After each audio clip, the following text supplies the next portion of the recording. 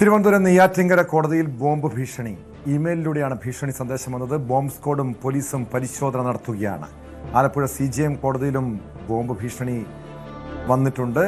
അതും ഇമെയിൽ വഴി തന്നെയാണ് ഭീഷണി സന്ദേശം എത്തിയിരിക്കുന്നത്. അരുൺ മോഹൻ ചേരുന്നു വിവരങ്ങളുമായി നെയ്യാറ്റിൻകരയിൽ നിന്ന്. അരുൺ, ആദ്യം നെയ്യാറ്റിൻകര കോടതിയിലാണ്. അല്പസമയം മുമ്പ് ആലപ്പുഴ CJM കോടതിയിലും ഭീഷണി സന്ദേശം എത്തിയിരിക്കുന്നു. ഈ മെയിലിൻ്റെ ഉറവിടം എവിടെയാണ്? പതിവായി ഇതുപോലുള്ള ഭീഷണി സന്ദേശം എത്തുന്നുണ്ടല്ലോ. വ്യാജ ഭീഷണി സന്ദേശമാണെന്ന് പോലീസ് ഉറപ്പിച്ചിട്ടുണ്ടോ? ഇപ്പോഴും പരിശോധന നടക്കുകയാണോ? തീർച്ചയായും ടോം, ഇത് പതിവായി വരുന്ന ഒരു സന്ദേശം ആയി മാറിയിരിക്കുകയാണ്. പക്ഷേ എന്നിരുന്നാലും പോലീസ് അത് വ്യാജ സന്ദേശമാണെന്ന് നിസ്സാരവൽക്കരിക്കുന്നില്ല, ഗൗരവമായി തന്നെ ആ വിഷയത്തെ കൈകാര്യം ചെയ്യുന്നു എന്നുള്ളതാണ് നമുക്ക് മനസ്സിലാക്കാൻ കഴിയുന്നത്. ഇന്ന് രാവിലെയാണ് ഈ പറയുന്ന നെയ്യാറ്റിൻകര കോടതിയിൽ ഇമെയിലിലൂടെ വ്യാജ ഒരു സന്ദേശം, ഒരു ഭീഷണി, ബോംബ് ഭീഷണി ഇമെയിലിലൂടെ, അതും കുടുംബ കോടതിയിലേക്കായിരുന്നു വരുന്നത്. തുടർന്ന് കോടതി അധികൃതർ ഈ പോലീസിനെ വിവരം അറിയിക്കുകയായിരുന്നു. പോലീസ് ഡോഗ് സ്ക്വാഡും ബോംബ് സ്ക്വാഡും പോലീസും സ്ഥലത്തെത്തി പരിശോധന നടത്തി.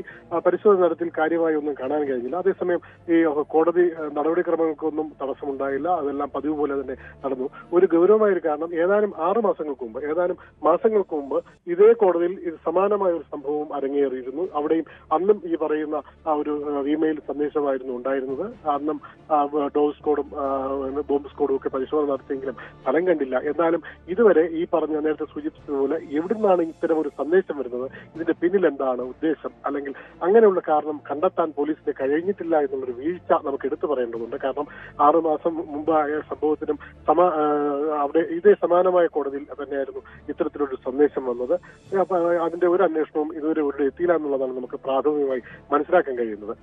അങ്ങനെ ഇരിക്കെയാണ് ഇന്ന് രാവിലെ ഇത്തരത്തിലൊരു സന്ദേശം വരുന്നതും ഈ പറയുന്ന ജീവനക്കാർക്ക് ഒരു നേരിയ ഭയമുണ്ടെങ്കിലും അതിനെ ഒന്നും വകവയ്ക്കാതെ കോടതി നടപടിക്രമങ്ങളുമായി മുന്നോട്ട് പോകുന്ന ഒരു പശ്ചാത്തലവും നമുക്ക് കാണാൻ കഴിഞ്ഞിരുന്നു. നേരത്തെ സൂചിപ്പിച്ച പോലെ ആലപ്പുഴ CJM കോടതിയിലും സമാനമായ ഒരു സംഭവം അരങ്ങേറിയിരുന്നു. അവിടെയും രാവിലെ തന്നെ ഒരു സന്ദേശം വരുന്നു. തുടർന്ന് അവിടെയും ബോംബ് സ്ക്വാഡ് ഉൾപ്പെടെയുള്ള ഒരു പരിശോധന നടത്തിയെങ്കിലും ഒന്നും തന്നെ കാണാൻ കഴിഞ്ഞില്ല. പക്ഷേ ഈ കോടതികൾ കേന്ദ്രീകരിച്ച് ഇത്തരത്തിലുള്ള ഒരു സന്ദേശം വരുന്നത് അത് ഗൗരവമായി കാണേണ്ട ഒരു സാഹചര്യമാണെന്ന് അഭിഭാഷക